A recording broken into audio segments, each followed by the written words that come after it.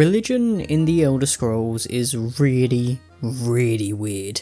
And I originally intended for this video to be an exploration to how strange Tamrielic religion is, considering how different divine aspects from different cultures can simultaneously exist, despite being the same being. Logically, I started with Akatosh, who you can probably consider to be the main god in the Elder Scrolls, and, well, I ended up in a rabbit hole full of absolute nonsense that I struggle to make any sense of. Logically, you might think of making your main deity in a fantasy world the approachable and easy to understand option. This way they are a strong gateway into the world's religion, but Bethesda seemed to do the opposite with Akatosh. He may be time itself, but time in Elder Scrolls can often be broken, and this has left the Dragon God of Time, Chief of the Nine Divines, being a bit of a weird hodgepodge of many different things. So go find the most comfortable chair in the library, and let's go on a deep dive into the strangeness that is Akatosh. That task falls to others. Farewell. You've been a good friend in the short time that I've known you, but now I must go. The dragon waits. Now let's start simply by giving a basic rundown of who Akatosh is. Akatosh is the Dragon God of Time, technically time itself, and the chief of the Nine Divines. He is also the father of dragons, and is considered one of the main Aedra who created the world, giving a large part of his power to form Mundus and thus Nirn. His planet in Mundus is called Akatosh, yeah, real creative there buddy, or Akhat, in all caps for some reason, while his plane, sort of his version of Sovngarde I guess, is known as the Spilled Sand, seemingly in reference to an hourglass sitting somewhere in Erebus, also known as the Grey Maybe, where the entire Elder Scrolls universe exists. In short, he's not only an Aedra, but the Aedra, is technically time itself and the head honcho of the Divines, and this is where the simplicity basically ends. You see, like many other gods, Akatosh has many names depending on the religion or culture you talk to. To the Imperials, and I guess most of the human part of Tamriel, he is Akatosh, but to many an elf, he is some variety of Auriel, the sun god. Now we'll get into why this is a tad strange later. To the Khajiit, he is the dragon cat of time, known as Alkosh. If we go way back to the Alessian Empire, which made the 8 Divines pantheon, he was ironically known as the One, a supreme spirit where the Alessians kinda devolved into a monotheistic cult that only worshipped the dragon god. Kinda, it gets complicated, and the irony comes from being founded by Saint Alessia, who worshipped Kine pretty extensively and even had a child with the demigod son of Kine, meaning that the Alessians were actually ruled by those with the blood of Kine. There are also signs that the All-Maker, which the Skald worship, might also be Akatosh too. And then there are the World Eater aspects of Akatosh. You see, Alduin is Akatosh's firstborn, but is also a god in his own right. Not an Aedra by any means, but a god. And, as an extension of Akatosh, Alduin's many appearances throughout Tamrielic pantheons are technically Akatosh too. It's all pretty confusing already, but not too strange yet. Many real-life pantheons have their own gods representing the same aspect. For instance, if we look at gods of thunder and lightning, there's Zeus from the Greeks, Thor from Norse myth, Indra from Hinduism, Taranis from Celtic myth, and I could go on. You could apply the same logic to Akatosh here, except all these forms of Akatosh technically exist simultaneously, and they might be different people. Obviously, in Elder Scrolls there's concrete evidence that these gods exist, because they literally turn up to do things in not very mysterious ways. I bet you Dagon is still feeling the beatdown Akatosh put on him, and we literally fight Alduin. It's also important to note that not all gods are equals too. Daedric princes get their own realms, Aedra get their own planets, and then there are the gods that get to freely walk Nirn, who are more like mortals, but with a bit extra, like the Tribunal, the Wilder King, and Manimarco, and these are the gods that simply are what they are. There are no alternate forms. We don't get Vivek, Videk, and Vimek, 3 completely different interpretations, although he does have a variety of titles. Whereas alternative names and forms for Aedra and Daedric princes are quite common. These gods can often choose to take different forms too, with Sanguine, the Daedric prince of smashing a six-pack on a weekday, comes to us in Skyrim as a human called Sam, and all the gods in the Nordic pantheon came to them as animal aspects, with Hermaeus Mora even turning up as a hare, which is odd because I thought he'd turn up as a squid, but whatever. Of course, this could also be the case with Akatosh, appearing in different forms to different people to get them on side. Sometimes gods have different names but are practically the same person, like with Shazar, Lorcan and Shor, all being names for the missing god. Yet the deity is largely the same in the 3 different cultures, his actions are just interpreted differently. And this could be the same with Akatosh's aspects too, since Alkosh, Akatosh and the One are all largely the same, just with a tad bit of felineness as far as Alkosh is concerned, but that's pretty normal considering that most Khajiit gods are interpreted as cats of some form. Still, it gets a bit more confusing when we start looking at Akatosh and Auriel. Akatosh and Auriel are both time gods, with Akatosh very much being a human and I guess Khajiit interpretation of the deity, while Auriel is the elven interpretation. Within the elven iterations of the god are Auriel, the king of the Aldmer, seen as the ancestor of the elves, and Auriel, time dragon, king of the gods by Bosma of Valenwood. While these 2 versions represent the same concept, they don't seem like they're the same person, even if Knight Paladin Gelabor describes them this way. This is what he had to say about Akatosh/Auriel. Auriel, Auriel, Alkosh, Akatosh, so many different names for the sovereign of the Snow Elves. Despite being told this by Gelabor, I'm not sure I agree that Auriel and Akatosh are the same person, or at least the same personality, because they seem to want vastly different things in opposition to one another. To explain what I mean, we're gonna have to go back in time. As we've already explained, Auriel has the title of the King of the Aldmer, and he was very much their patron god, sort of how his brother, Shor, was the god of men. The 2 brothers even fought one another on behalf of these 2 races, according to Aldmeri tellings, something we'll talk about later. With Auriel being such a champion for the elves, you might then find it strange that Akatosh was all for the rise of men and the fall of the elves. At the beginning of the First Era, the Needs, the predominant human population of Tamriel at the time, was subjugated by the Aelids, an ancient race of elves.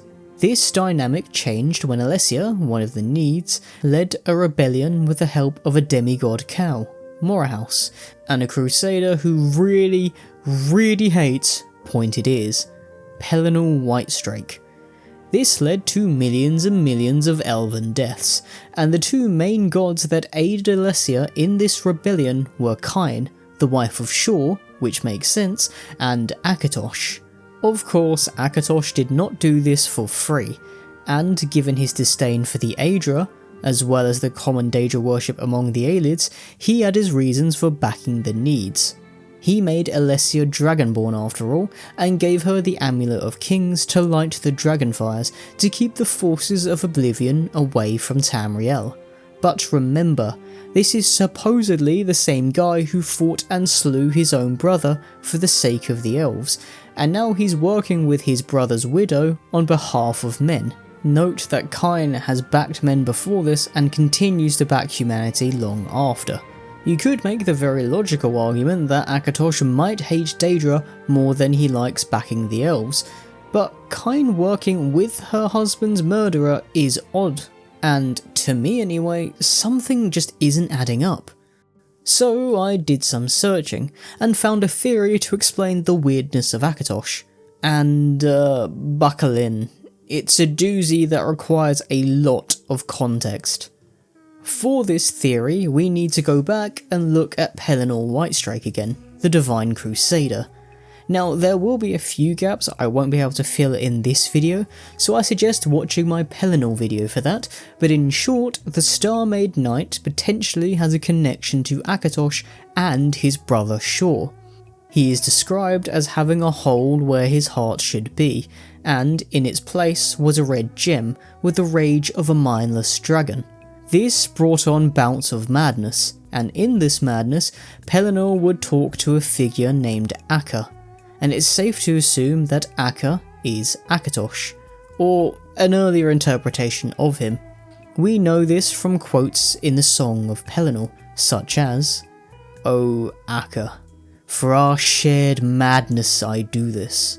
I watch you watching me watching back. Auriel dares call us out, for that is how we made him." Auriel ends up as a sort of rival to Pelinal, a demigod Aelid sorcerer king, his divinity coming from a god in a previous Kalpa, essentially the last cycle of the world. Referencing his creation implies some divinity on the Crusaders' end, and it is often thought that Pelinal is either a Shirezareen, essentially the mortal reincarnation of Shor following his death, or Shor's corpse, hence why he lacks a heart. He was thought of as the second coming of Shor by Nords, although he did hate such talk. This would also explain why Pelinal hates elves so much, since they are Shor's enemy when he sided with humanity.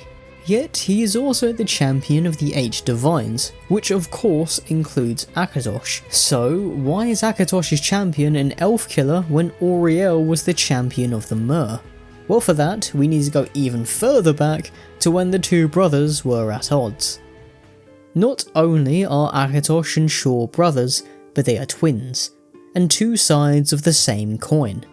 Despite his twin nature, they serve different purposes in different religions. Now, a lot of what I'm going to say is a gross oversimplification of how Nirn was created, since the beginning of the world is a complicated topic, but, in short, Shor was the one who wanted to make the world.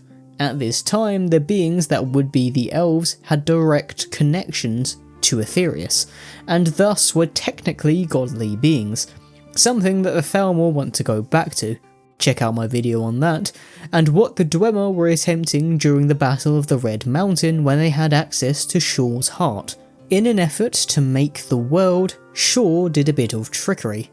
A bit of pranking, if you will, and convinced many gods to start making the world with him. Well, some we assume were willing, like his wife, Kain, but others he had to deceive, one of which was his brother Akatosh.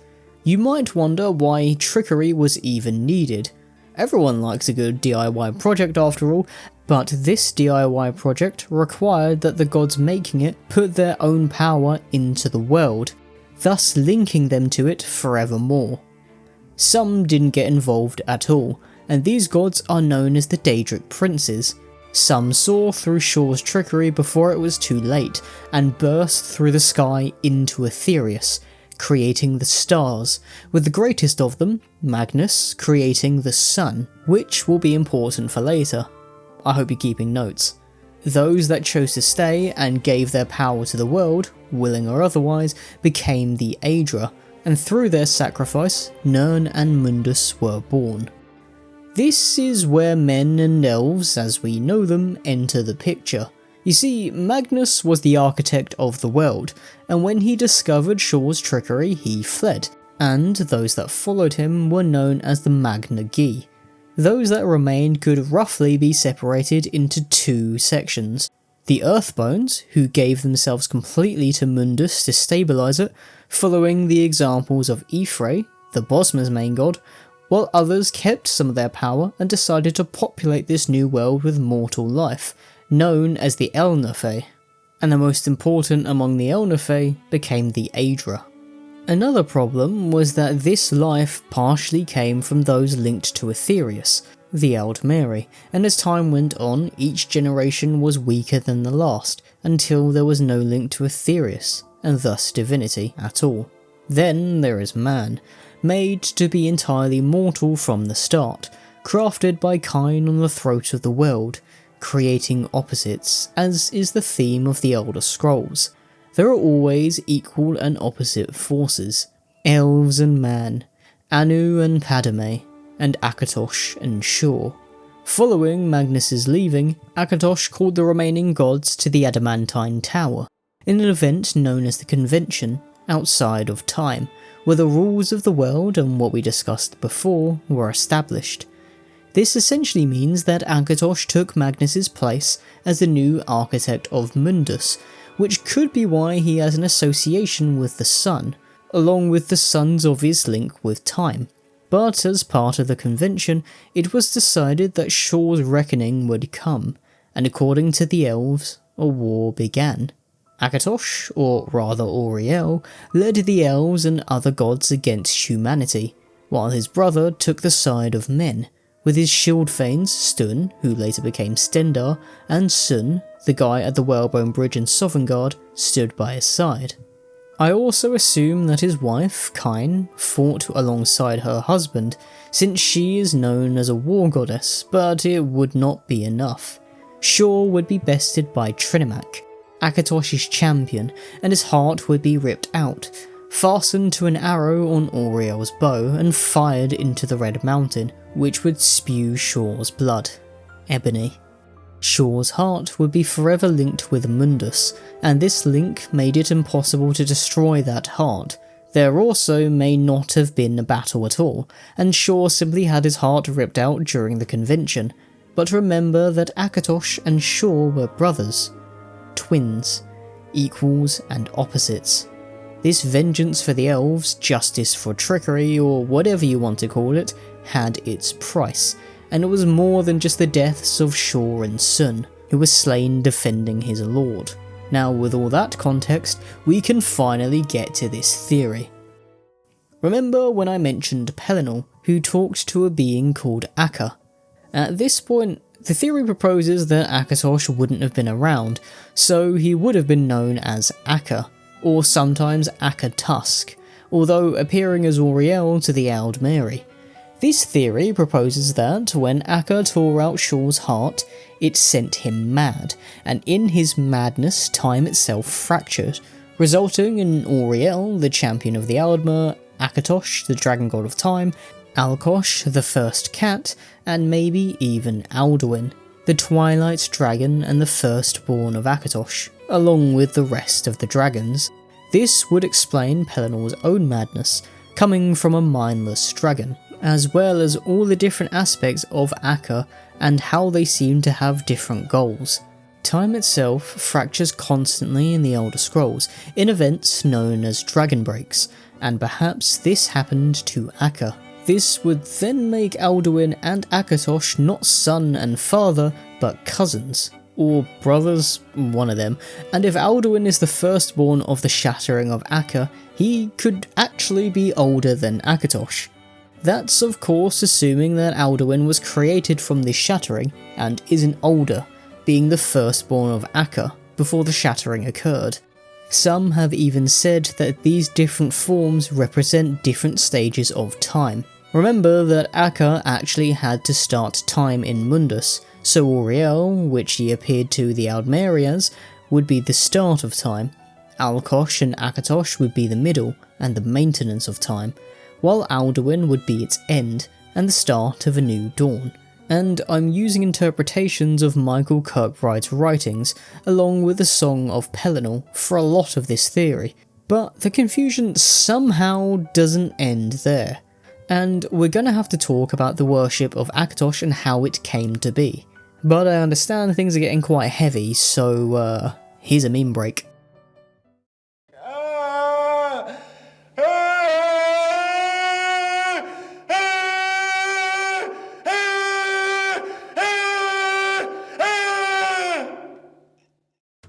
So from what I understand, Akatosh, and I mean Akatosh specifically, wasn't really worshipped until Alessia came along. The elves worshipped Auriel, the Khajiit had Alkosh, the Admorans and later Nords had Alduin specifically, probably seeing Auriel as an enemy, but I couldn't find much of a mention of Akatosh before Alessia began praying to him during her rebellion, and there's a theory for this too. I was made aware of this by a commenter, so thanks Eastmere Gaming. You see, Pelinal is said to be sent by Kain and Akatosh, which makes sense since he might be a time traveller, but he hates elves like crazy. He hates elves so much he eradicated Khajiit because they had pointy ears. No, that's not a joke, that happened, and with Akatosh being traditionally an elven deity, the pair of Kain and Akatosh, and even Akatosh and Pelinal to some extent, don't really make a lot of sense. I mean, sure, we talked about Akatosh as a version to the Daedra, and that could be why he sided with Alessia, but Pelinal doesn't seem to care about the Daedric part of the equation, only the elves, and it is proposed that Alessia, in an attempt to appease the elven and human pantheons, essentially mashed Auriel and Shor together to create Akatosh. This is what she did for the 8 divines as a whole, so why couldn't she do that for a singular god to head this pantheon? I've stated before that they are two sides of the same coin, so rather than worship either side, she simply worshipped the coin. I guess because Auriel was the one who was alive, Akatosh took more after him than Shor, which might explain Pelinal's links with Shor and the dragon god of time simultaneously, since they were enemies, and why Kain, Shor's widow, is okay with working with Akatosh, despite Auriel being the one who shot Shor's heart into the Red Mountain. This would also explain why Auriel and Akatosh, despite coming from the same being, Akka, seem so different, and why the 8 divines do not contain any version of Shor, despite having many gods from the Nordic pantheon, like Julianos, who was Juno, Stendar, who was Stun, and Kinnereth, who was Kain. Uniting the heads of both pantheons into one being for the 8 divines also works with what we know later about the Alessian Empire. Now, I mentioned this lightly before, but the Alessian Empire went through a strange period of deciding that 8 gods were too many, and began worshipping the One. This is not to be mistaken with the concept of the 8 and the One, with the 8 being the 8 divines and the One being Talos, or the One in Argonian culture, which would be the hive mind of the Hist. No, this version of the One came from a cult within the Empire, called the Alessian Order, following the teachings of an ape dude named Maruk. Yes, there are 8 dudes, actually there are 2 types, but let's not get bogged down with that, or this video will never end. They essentially believed that Akatosh was the only dude worth worshipping, because of the linear nature of time, and that his brother, Shazar, i.e. Shor, should be double venerated because he's singularly misplaced. This comes from the Exclusionary Mandates, a book with the tenets of the Maruk Selective, the Cult of the One, and as is follows: all are equal, that the Supreme Spirit Akatosh is of unitary essence and proven by the monolinearity of time, that Shazar, the missing sibling, is singularly misplaced and therefore doubly venerated, that the protean substrate that informs all denial of One is the Altmeri taint, that the prophet Most Simeon demonstrated that monothought begets proper life, that the purpose of proper life is the expungement of the taint, that the arc of time provides the mortal theatre for the sacred expunged, that Akatosh is time, is proper life, is taint death. In short, they worshipped Akatosh and Shor despite being monotheistic, meaning that Akatosh could be Auriel and Shor together, but they also went to the Pelinal school of hating pointy ears, so much so that they tried to rewrite Akatosh, not in terms of omitting information with propaganda and trying to make people forget about his Altmeri origins. Oh no, that would be too simple. No, they literally tried to rewrite the god's reality. In short, these crazy cultists completed a ritual that resulted in a dragon break. This then resulted in time becoming non-linear, meaning that several timelines could exist at once, which lasted for 1008 years. This was known as the Middle Dawn, and was meant to be used to remove the Aldmeri taint, essentially the Auriel bit of Akatosh, from the god. The cult fell soon after. This, again, is a simplification of the events. But this is why I stand by Akatosh worship being so confusing. No one can really agree on what they're actually worshipping.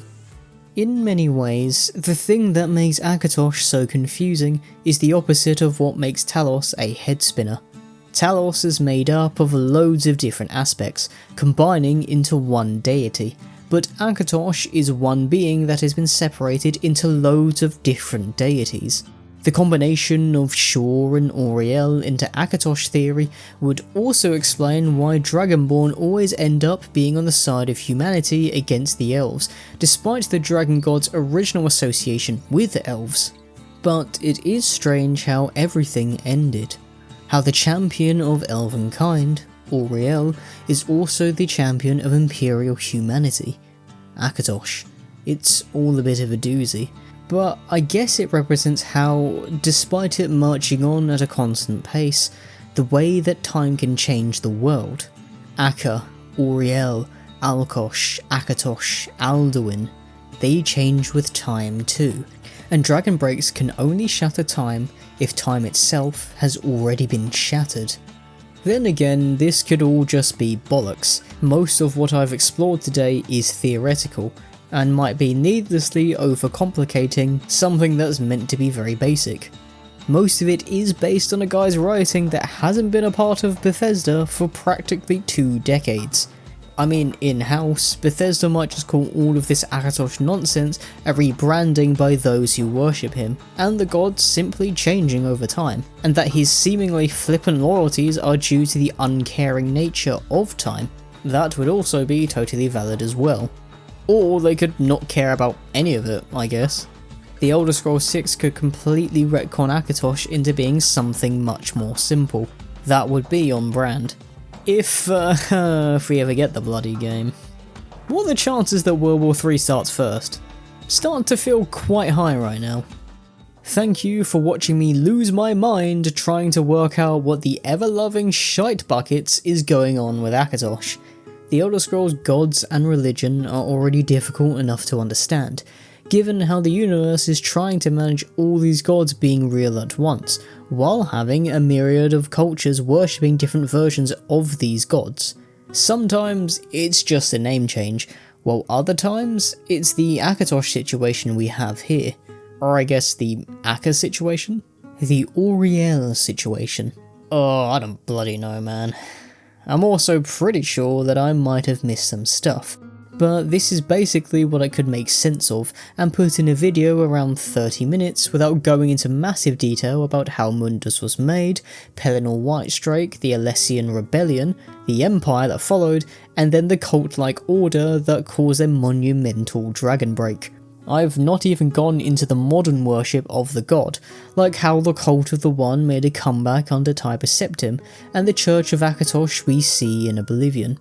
Granted, it's pretty plain Jane by then anyway, and I don't think there's a massive amount to be confused about in that time period.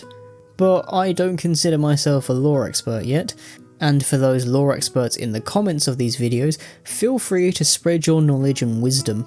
In a constructive manner, please. But hopefully you enjoyed the video.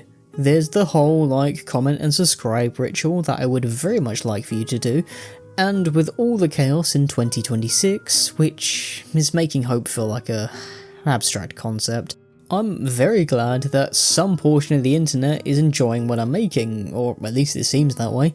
Anyway, if I'm lucky, I'll see you in another video. Bells on the docks, they cry out for the mortal day, and winds sing the dirt for the words we never could say, and sails fly